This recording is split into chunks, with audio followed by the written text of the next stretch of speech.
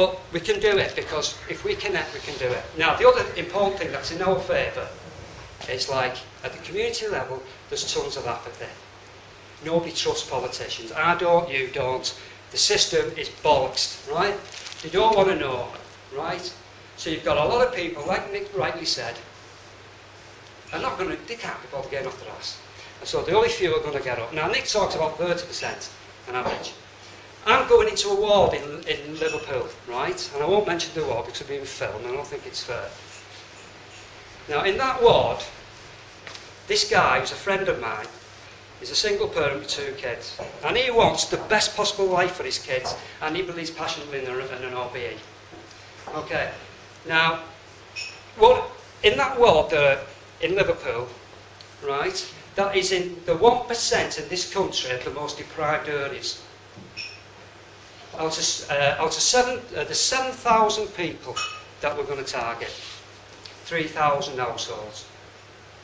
They've got most unemployment, and even though they're so tightly held together, they've got the most empty houses. And they've got one of the worst happy indexes. I've got all the stats. And yet, under all that, he says he loves his community. And deep down underneath, there is a community. Cohesion. They help each other out.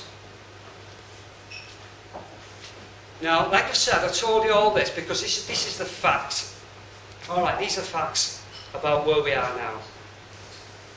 Right? Now, if we get there, when they listen to us, right?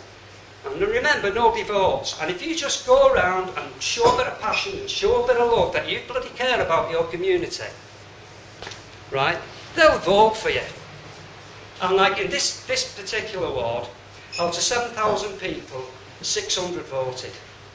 Just over 600. 500 and odd voted Labour, obviously, because it's in the north of England. And the Tories got 15 votes. Right? Which I think that's bloody good in Liverpool. But, anyway, at the end of the day, they are winnable. Now, the other thing I'm going to come to here. Alright, I'll go back into it. What can we achieve? Because I'm being very negative, and I don't want to be, I want to be realistic but positive as well. Because I want us to all get where we want to get. Once we're in, once we get in, they're going to listen to us, and that's when you guys come in. Because there's absolutely fantastic, it's in all this, but even on the ground now, there's fantastic ideas. Now, we will support. We can't propose stuff. We haven't got a manifesto. There's only a bloody handful of us, and this is grown bloody massive. And we're like running to stand still. We're really bombing it, right? So we need help. We need you to come in. I need people with good ideas to come in and help, who really want to help. Okay, we need help. But if we get elected, what will happen then is we can bring people in. We'll support anybody in the transition who is going to help our long-term goal towards an OBE and a money-free world. Anybody, right? So you've got your positive money ideas, we've got the Green Party with fracking, and they've got a good one on the living European wage. There's all sorts of people we can bring in. I work with the transition towns, and we can get a project. And don't have to go down there because you've explained all the things that we can do. Okay. Now the last thing I'm going to say is this, and it's a criticism that a lot of people will say, well, what bloody influence can you make? You go into a ward, there's 4 of you, you've got 4 wards, and you go, let's say you win one, what bloody influence are you going to make, right? Well, I'm going to read to you now, because this was given to our party. We have a lot of notes on the party, and I've got some you can have after if you want. I want to read this about community, how I see community. And I'd just like you to listen to it. The essence of community, its very heart and soul, is the non-monetary exchange of value. Things we do and share because we care for others and for the good of the place. Community is composed of that we don't attempt to measure, for which we keep no record or ask no recompense. Most things we cannot measure, no matter how hard we try, such as respect, tolerance, love, trust, beauty, the supply of which is unlimited. The non-monetary exchange of value does not arise solely from altruistic motives. It arises from deep, intuitive, often subconscious understanding that self-interest is inseparably connected with community interest. That individual good is inseparable from the good of the whole. That in some way, often beyond our understanding, all things are at one and the same time independent, interdependent, and interdependent. Without an abundance of non-material values and an equal abundance of monetary exchange of material value, no true community ever existed and never will. Community is not about profit, it is about benefit, and we confuse them at our peril. No monetary exchange of value. The non-monetary exchange of value is the most effective, constructive system ever devised. Evolution and nature have been devising it for thousands of millennia. It requires no currency, contracts, government, law courts, police, economists, lawyers, accountants. It does not require anointed or certified experts at all. It requires only ordinary caring people. There can be no society without community. In fact, there can be no life without it.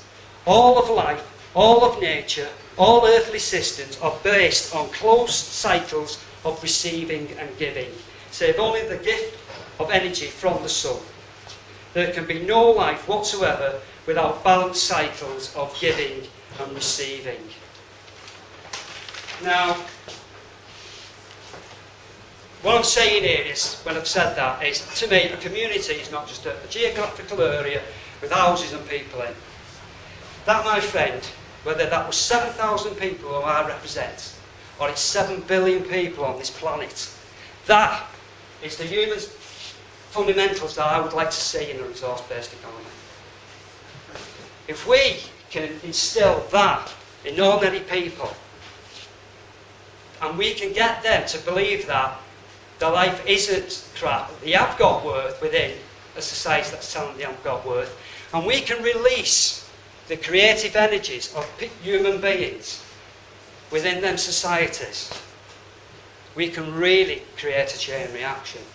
But it's about passion, it's about belief. Now, I'm just going to finish because I think you can notice like that. What drives me in Nick? We've come into this. What drives me in Nick is poverty. We can't stand poverty and inequality. That's what me and Nick have come from different walks of life. But we've met into this and we're soulmates on this. And that's what drives us. So if you don't take anything away on tonight, what I want you to think about at the end of the day when we're talking about we're doing this, we're doing it for humanity. We're doing it for this. Because we might want to change minds, we might want to change theory, but we've got to do it with your heart, and you've got to do it as a genuine human being. I'll just read this poem which I did about 3 weeks ago. It's called Light a Candle in Your Heart. Light a candle in your heart, let the flame shine bright, with love and compassion for the hungry tonight. Light a candle in your heart, growing warm and true, for the billions in poverty, for the profit of the few. Light a candle in your heart to remind us that we bear a duty to one another, an earth we have to share. Light a candle in your heart as a symbol to each other, that nothing divides us, we are sister and brother. Light a candle in your heart for all the earth to see, the power of love within us to set humanity free. Light a candle in your heart and share. Thank you.